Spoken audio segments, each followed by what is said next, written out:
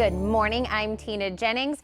Well, last night on The Bachelorette, the L word was thrown around a lot, and there was one elimination that left us all saying, ooh, ouch. We're going to dish on all things JoJo, so spoiler alert. And we have a special guest that is dishing with me today, the new morning host on 106.3 The Groove, Krystal Pino. Thank you for coming. Thank you. Thank you for having me. We've already talked about this whole show before we even started. We have so much to talk about, so much with the guys. Okay. So awkward. Yeah, we're going to get to the elimination that was the ouch, but where did we kind of start last night? So it was a little gaucho date with Alex. He got the first one-on-one date, which I think we all kind of expected. They never really had the alone time, JoJo and Alex, and it was awkward from the start. I mean, his outfit, the gaucho outfit, from him trying to impress her on the horse, and I knew immediately watching it as soon as JoJo said, "Oh, look at you, cute little gaucho." It was like, oh, she friend-zoned him immediately with that. So that's where it started off, and like I said, I think we all knew immediately that he's not sticking around. Well, I kind of felt like, be careful what you ask for, because he kept being like, I need a one-on-one, I need a one-on-one. Yes.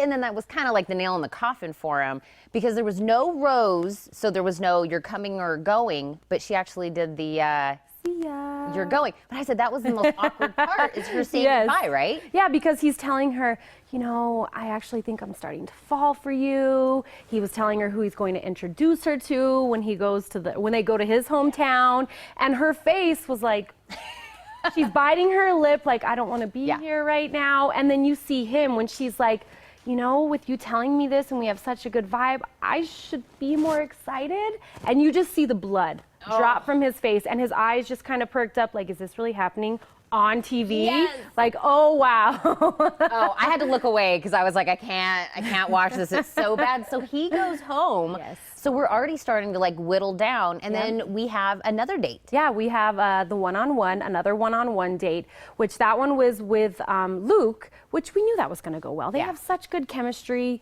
It's kind of to be expected, especially when they're intimate and they're, you know, kids. It's like, oh yeah, this is going for, if the cameras weren't here, this would have already been second base. We're good.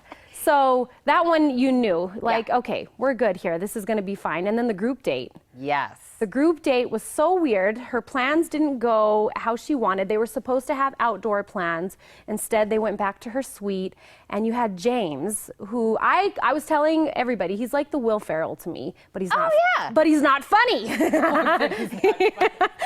He tries to be funny, but then he ends up being catty. And it's like, you're acting like a teenage girl right now. Stop trying to throw these guys under the bus. And, you know, he's trying to be the funny guy, stuffing the fries in his mouth, and then he gags. Yeah, that's hot. Yeah, right? That makes you seem like husband material. And is it just me? Or did I think maybe he had a little too much to drink? Yeah. I kind of felt like he got a little gabby, a little all over the place saying stuff. Maybe he had a little too much. We saw the little bottles of liquor on the table. Oh, yeah, on the floor, on the table, everywhere. They had wine. And then I think that's what happened when it turned into Truth or Dare. When not James, it was Chase, ran out with no clothes on and then apologized to his grandma. He's like, I know, grandma's gonna be mad about this. Robbie, I'm sorry, swimmer, Robbie. Yes, Robbie the swimmer, and it was like, oh. Yes. This is on television. Everybody is going to see this. Oh, yeah. And then they asked him to show his bottom, and he did, and it was like, oh. Again, great husband material right there. Well, great for the viewers. You know what I mean? We get some entertainment to see what he's doing, but yeah. So we had the three guys, Chase, Robbie, James. Yes. We had the one-on-one with Luke. We had the one-on-one with Alex. And then Jordan. And then Jordan. That one was really gross to me in the beginning when they were standing on the grapes and then decided to drink the grapes that they had just put their feet on.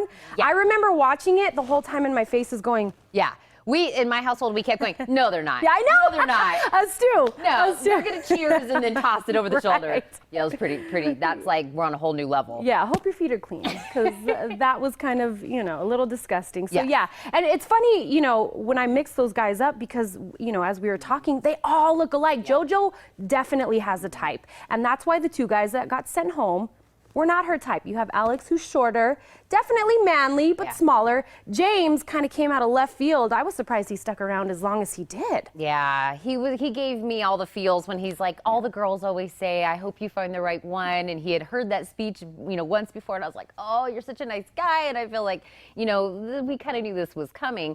But now we have the hometowns. Yes. And it seems like with Jordan, we're really going to kind of dive into his relationship with his brother Aaron, who everybody obviously knows. Yeah. So this is going to be quite interesting. Do you have a front runner in your eyes going into hometowns? Luke. Luke is my front runner. All the way. I think he's the total package because I don't think he's necessarily chasing the spotlight. I see Jordan trying to live in his brother's shadow. I mean, it's hilarious to me when you think about it. Like, oh, okay, celebrities are just like us. Look, they have family drama too. Yeah. Aaron Rodgers, all-star quarterback, Green Bay Packers, has drama too. Yeah. So for me, Luke stands out the most, but it is going to be interesting to see what happens in the hometown because JoJo did say that Jordan reveals a lot and it gets a little touchy when it comes to his brother, Aaron, when it comes to the family issues and whatnot. Who's your favorite? Well, Luke is my favorite, but I know a lot of people have been reading online that there was going to be drama with Robbie and his ex, and it's finally going to play out next week, so I can't wait to see what happens. Nobody wants to be a rebound, especially if you're the Bachelorette. You don't want to be the rebound. Exactly. I cannot wait to see what happened next week. This was great. We're on the same page with our twins today. Look we at are. us. Look, we wear blue. We both like Luke. It's a thing. Krystal, thank you for coming in today. You guys, make sure you watch a new episode of The Bachelorette next Monday right here on KGUN-9. You can also read the Bachelorette blog on 1063thegroove.com.